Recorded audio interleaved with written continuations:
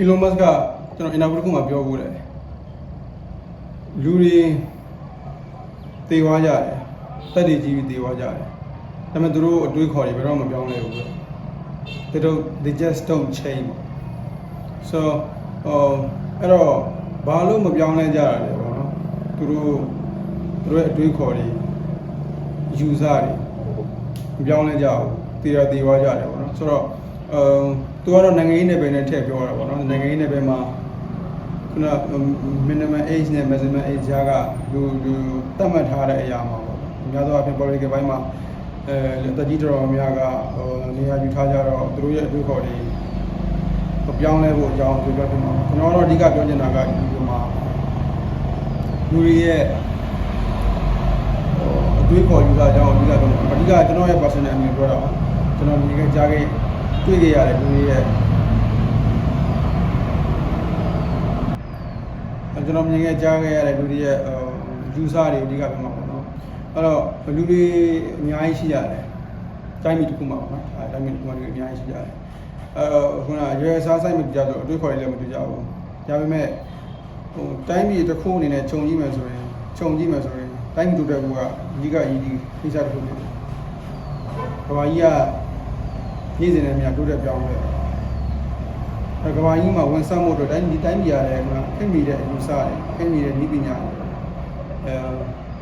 လက်ခံကျင့်သုံးမှုလို့ဆိုလို့ဒီနည်းပညာတွေနဲ့အတူတွဲပါလာတဲ့အရာတွေကိုအစီအပြေသုံးနိုင်မှုတွေတွေးခေါ်တဲ့ယူဆတွေအစားအရင်သိခဲ့တဲ့ဟာတွေကဒီခင်မိနည်းပညာတွေနဲ့အစီအပြေတော့တာတွေအများကြီးရှိတယ်ဒါတွေကိုလက်ခံကျင့်သုံးပြီးတော့ပုံမကောင်းမွန်တဲ့တယောက်ချင်းစီတော့ပေါ့နော်ဘဝရဖို့ဒီကတိုင်းပြည်တိုးတက်ဖို့အဲ့တော့လူတွေကခုန Elon Musk they just started they don't change their mind their belief ပေါ့နော် so လူတွေသူတို့ရဲ့တစ်သက်လုံးကင်ဆွဲလာကြတဲ့အယူဆတွေသဘောတရားတွေကိုအပြင်တကယ်လက်တွေ့ပေါ့နော်လက်တွေ့အနေထားကိုယ်တိုင်ကိုမျက်စိရှိမှာကိုယ့်ရဲ့ယူဆတွေနဲ့လွဲနေတဲ့အရာတွေကြုံနေရတယ်ဒီကအောက်ခြေလူတန်းစားဒီကကြုံနေရတယ်ကိုယ်တိုင်လည်းမြင်တယ်ဒါပေမဲ့ egos လို့ပြောတာနော်အဲ့လိုပြောမလားတော့မသိဘူးနော်ကိုယ့်ရဲ့တစ်သက်လုံးကင်ဆွဲလာတဲ့အယူဆတွေကိုအမြဲဒီခဏပြောတယ်အမြဲလက်ကင်ထားတယ်လက်ရှိအရှိတရားကိုလေ့လူရှုကြတယ်အဲ့တော့ခေါင်းစဉ်ရခဏပြောချင်တာဒီလိုလူများနေတဲ့အတိုင်းကြီးကတိုးတက်ဖို့တော်တော်ခဲရင်ပါတယ်ကျွန်တော်ကတော့အလကားလေးလူတွေလိုပဲပြောချင်တာပေါ့နော်ဒါကတော့ခြုံပြောတာပါသိစိတ်ပြောမှဆိုတော့သူ့ပြောစကားကိုသက်ရှိအောင်မထင်ဘူးဆိုတော့တက်တည်ကြီးလာတယ်တက်ကြီးလာတဲ့တွေကကိုအောက်ကလူငယ်တွေကိုကိုကတစ်ဆင့်ပြန်ပြီးတော့အဘူဒူရာတွေဝေမျှတဲ့အခါမှာသူတို့တိုးတက်လမ်းကြောင်းအတွက်ပဲဖြစ်တယ်အဲ့တော့ငါတို့တော့ဒီလိုတွေကြုံခဲ့ရတယ်ဘိုးတော့ငါမင်းတို့အသက်အရွယ်တုန်းကဒီလိုတွေခေါ်တယ်ဒါပေမဲ့အဲ့တုန်းကခေတ်ချီတွေနဲ့လိုက်လို့ဖြစ်တယ်တွေခေါ်ဖြစ်တယ်အခုလက်ရှိအခြေအနေကတော့ငါရဲ့တွေခေါ်တွေကပြောင်းလဲသွားပြီမင်းတို့လည်းဒီလိုဟာမျိုးလုပ်တင်တယ်စမ်းကြည့်တင်တယ်ပေါ့အဲ့လိုဖြစ်နေရမယ်အစားလွန်ခဲ့တဲ့အနှစ်40 50ကတုံးမှုလောက်ဖူးတဲ့နီလန်အဟောင်းတွေအတွေးခေါ်အဟောင်းတွေကိုအခုချိန်လက်တွေ့အခုချိန်ထိကင်ဆွဲလာအကုန်လုံးတော့အလုပ်မဖြစ်ဘူးလို့ပြောတာမဟုတ်ချို့တော့အလုပ်ဖြစ်တယ်ဒါပေမဲ့အလုပ်ဖြစ်တဲ့ချို့တော့ကတိုင်းပြည်တိုးတက်ဖို့အတွက်ကဟုတ်လားညာခိုင်တော့အနှဲငယ်လောက်ပဲအရေးကြီးတဲ့နေရာတွေပေါ့တကယ်အရေးကြီးတဲ့နေရာတွေမှာဒီတွေးခေါ်တွေတော်တော်များအသုံးဝင်တော့ပါဘူးဆိုတော့ကိုယ်လည်းခုနပြောတဲ့ပညာတတ်ထားဟိုခုနပတ်ဝန်းကျင်ကောင်းမနေတဲ့လူဆိုရင်ခက်နေကြီးဖုံးအောင်သုံးလာရသေးတာပဲဟုတ်လားသုံးတက်လာကြသေးတာပဲဘယ်လောက်ပဲအသက်ကြီးโอเคတော့ဖုံးနေဆိုကိုင်းမှုအဝေးစဉ်းစားမစဉ်းစားဘူးဒါဒီခေတ်မှာကိုလူတိုင်းလူရောသုံးလာတယ်ဒီလိုပေါ့ကိုယ့်ရဲ့ခက်နေအညီခက်ပေါ်မူတည်ပြီးတော့ကိုယ့်ရဲ့နေထိုင်မှုဘဝပုံစံတနေ့ဖြတ်သန်းမှုမတူကြတော့ဘူးဒီလိုပဲကိုယ့်အတွေ့ခေါ်တွေလည်းပြောင်းလဲဖို့ကြိုးစားဖြစ်ကြမယ်အများကြီး ဟိုတူတော့မတူပေါ့လေလူတွေကကိုမှားတယ်ဆိုတော့ဝန်ခံတော်တော်လေးခက်ခဲကြတယ်ဝင်လည်းဝန်ခံကြရဘူးနော်အသေးခံအောင်မယ်ဘယ်တော့မှဝန်ခံတယ်လူရှိတယ်ဒါပေမဲ့များသောအားဖြင့်ဒီလိုလူတွေကနေရာရကြတယ်ပေါ့သူတို့မှာတော့ချားရင်ချင်းတယ်ရှိမှာပေါ့သူတို့ရင်ချင်းနော်ဒီလိုနေရာရဖို့အတွက်သူတို့ဘာကြိုးစားခဲ့လာတော့ပုံမြင်ရတာမဟုတ်ပေမဲ့ဟိုတကယ်တမ်းကျွန်တော်စူပါမားကတ်ကမှပြည့်စုံတစ်ခုရှာဟိုအရင်ဆုံးကိုသွားခြင်းနဲ့ဟိုကိုလိုချင်တဲ့ပစ္စည်းကိုပေါ်မှာပေါ့လေဟိုဒီတန်းနေရှိတယ်အပေါ်မှာကြီးရတယ်ဒါကတော့စံစီစားတော့ကိုဘက်ကဆက်ပြဘက်ကတော့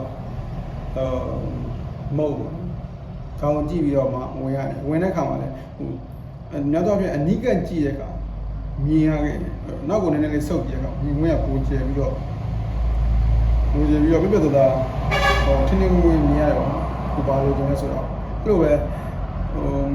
ကိုတတလုံးကင်ဆွဲလာတဲ့အရာတွေကိုကိုနေတဲ့ခက်ပေါ်ခုနှစ်ပေါ်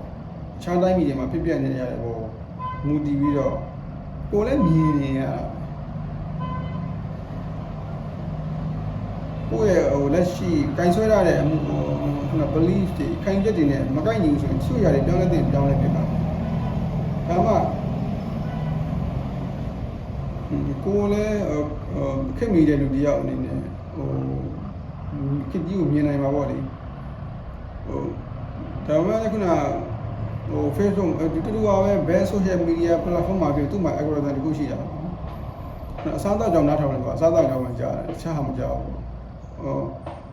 နေတာပေါ့နော်အဲ့တော့ဒါပေမဲ့လည်းဘယ်လိုဖြစ်ကိုဘေးနားပတ်ဝန်းကျင်အကုန်လုံးလူတွေဘာဖြစ်နေတာကိုမြင်နိုင်ကြားနိုင်တဲ့ခင်မှာတစ်ဖက်ပိတ်လို့မပြောလို့အောင်လိုက်ရောညီတွေဖြစ်တဲ့သဘောထားပျော်ပြောင်းနေလူတွေဖြစ်ဖို့အရေးကြီးတယ်ဒီလိုလူတွေများမှလည်းတိုင်းပြည်ကတိုးတက်တဲ့လောက်တိုးတက်လာမှဖြစ်ပြီးတော့ပိုကောင်းတဲ့တူတယောက်ချင်းစီပေါ့နော်ဒီအောက်ခြေလူရန်သားတွေတူတယောက်ချင်းစီပိုကောင်းတဲ့ service ပေါ့ဒီကဟိုလုပ်ပေးကင်ပေးနိုင်ပါတော့နော်ဒီစီကစာဝင်ဒီစီကတနေ့စာဝင်ပေါ့နော်ဒါတွေကိုစာအောင်တော့အခုလက်ရှိအချိန်တက်ပို့ပြီးတော့များအောင်လောက်ဆောင်ပေးနိုင်တဲ့လူမျိုးတွေဖြစ်ဖို့ရည်ကြီးတယ်လို့ကျွန်တော်ကမြင်တယ်အဲ့တော့ကြည့်နေလူတွေကဘယ်လိုမြင်လဲလူတွေမျိုးရှိတယ်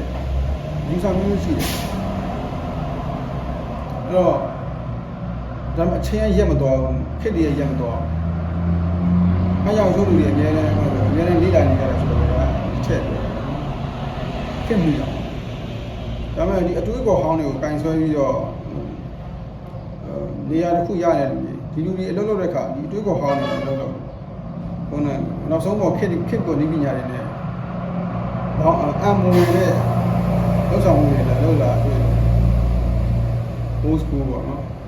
လူတွေကတော့သဘောကျမှမထင်ပါဘူးကျွန်တော်တို့ကသဘောကျဆိုတော့တိုင်းပြည်အတွက်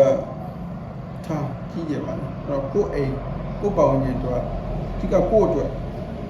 တော့ကိုကောင်းမွန်တဲ့လူတွေကsociety အတွက်အထောက်အကူပေးတဲ့လူတယောက်ဖြစ်ဖို့ဒီ Elon Musk ပြောတယ်အဲဒီစကားကျွန်တော်ဟို interview စနားထောင်တဲ့သဘောကျတယ် People don't change people don't want to change they just die so ဒီစကားကြီးကဟိုကသူတို့လိုနိုင်ငံမှာဒီစကားတွေကြားရတယ်ရှိတယ်ပေါ့နော်တကယ်ခက်ရှိပြီးနေတဲ့နိုင်ငံတွေမှာလိုရှိတယ်ဆိုကျွန်တော်တို့နိုင်ငံမှာဆိုတော့ပြောပြမလို့ပါဘူးဆိုတော့ကြည့်နေလူတွေကဘယ်လိုလဲမရအောင်ဘယ်လူတန်းသားတွေမှာပါအောက်ကပုံမှန်နေမှာဝင်ဆိုတော့ရပါတယ်စောင့်ကြည့်ကြည့်ရှုပေးကြလို့ကျေးဇူးတင်ပါတယ်အားလုံးကျေးဇူးတင်နောက်ဗီဒီယိုတွေမှာပြန်လည်ဆုံတွေ့ပါမယ် Cheers